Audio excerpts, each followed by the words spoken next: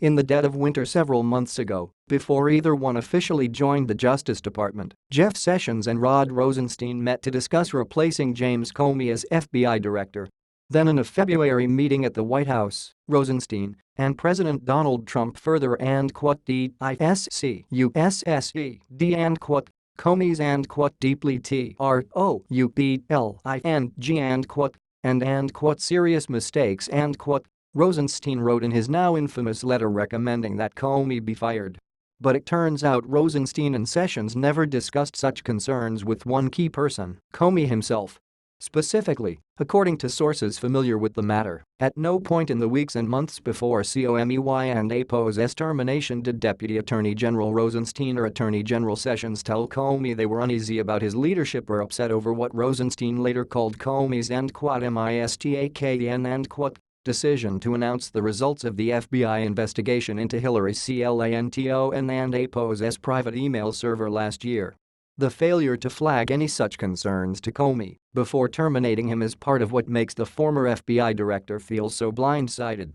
It also part of the story is planning to tell lawmakers next week when, barring a last-minute schedule change, he testifies publicly for the first time about his axing and about alleged collusion between Trump associates and elements of the Russian government to influence last year's presidential election. As one source put it, Hess angry and he wants the public to understand why. Some of what he may discuss seems more personal, such as a recounting of how he learned he was fired. He saw the news on TV while addressing FBI agents in Los Angeles. His wife also found out by watching TV while her husband was on the other side of the country.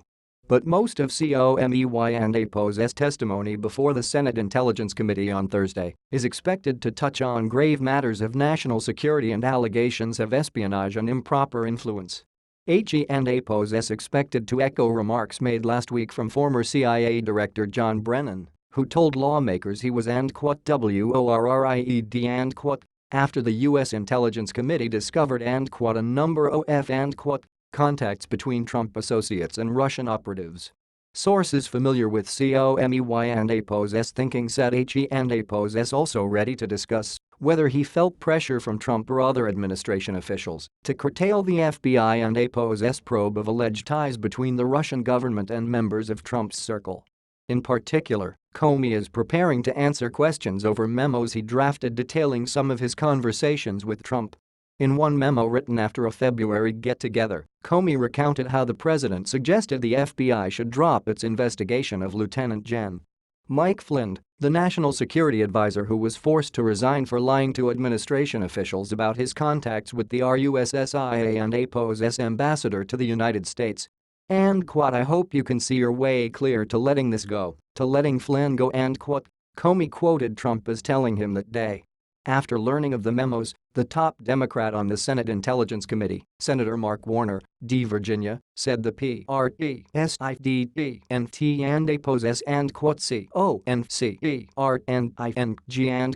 actions were now beyond troubling by a factor of 10. White House Press Secretary Sean Spicer disputed Comey's account of the president's remarks, saying it is not an accurate representation of that meeting. Spicer didn't elaborate. Unless a last-minute claim of executive privilege from the White House halts Thursday's hearing, Comey will have an opportunity, under oath, to affirm his version of events. As Warner recently told reporters about Comey, he deserves to tell his story to the American people. In his letter to Trump, Rosenstein called Comey an articulate and persuasive speaker. However, I cannot defend the DIRECTOR handling of the conclusion of the investigation of Secretary Clinton emails, and I do not understand his refusal to accept the nearly universal judgment that he was mistaken. Rosenstein said. The FBI is unlikely to regain public and congressional trust until it has a director who understands the gravity of the mistakes and pledges never to repeat them.